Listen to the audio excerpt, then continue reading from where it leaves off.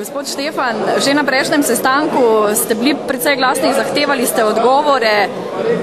Kako danes komentirate to? Ste dobili odgovore na vsa vprašanja? Jaz nisem dobil nobenih odgovorov, ker vedno čakam na obljube, ki jih je dal gospod Koletnik, ker mi je obljubil na ta vprašanja, ki so bila že danes postavljena, da bo HSE preučil možnost, da delavce vzame na plačilno listo do 31.12.2009, zaradi tega, ker zdaj to energijo toliko dražje prodaja, kot je bila v pogodbe na ceno za metalurgijo. In druga stvar, obljubo mi je takrat, da bodo garancije, ki so, oziroma vsa sredstva, ki so na računu HSE, garancije od VMP profila, da bodo proučili in dali na razpolago stečajnemu upravitelju, da bi čim prej lahko poravnal odpravnine oziroma pač to, kar je delavcem dolžno. Vi ste zelo opozarjali na razliko med odpravninami pa med odškodnino. Povejte mi v bistvu okoli odškodnine, kaj je vam znano, kaj bi vi lahko dobili delavci? Glejte, jaz mislim, da so se delavci, glede na to, da so vsi starejši delavci, da so pustili tukaj rekel svoje najlepše leta in da danes za njih verjetno ni neke prave perspektivne zaposlitve, da so upravičeni do odškodnine.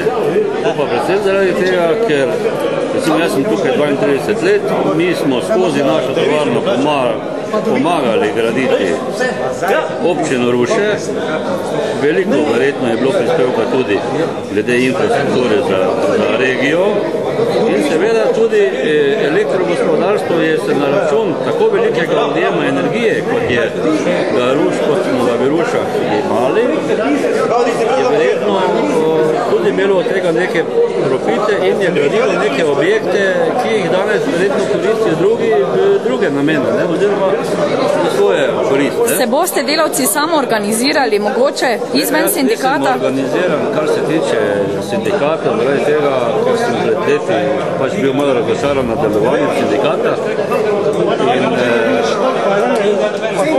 Če bo kakšna organizacija, sem sigurno pripravljen stopiti zraven.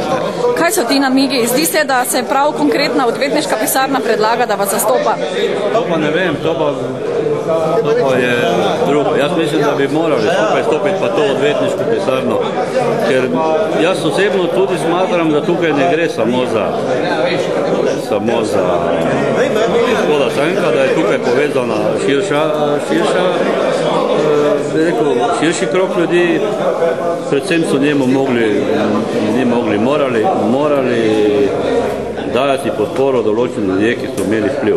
Ker jaz mislim, da v taki pravni državi, kot smo, nekdo kar tak želevo roko za tako fabriko, ki pomeni za to regijo, oziroma je pomenila in še pomeni za to regijo veliko, da bi lahko kar tako za njo pometel v enem letu, kar je nemogoče. Kaj namigujete, da je to tesna povezava z vlado? Jaz ne moram reči tesna povezava z vlado, lahko pa rečem, da je ta povezava z politično opcijo, trenutno vladajočo politično opcijo. To pa zdaj ne rečem, da je to z vlado, ampak je že dovolj, da je to z... Ve se, kdo predstavlja politično opcijo oziroma vladajočo opcijo.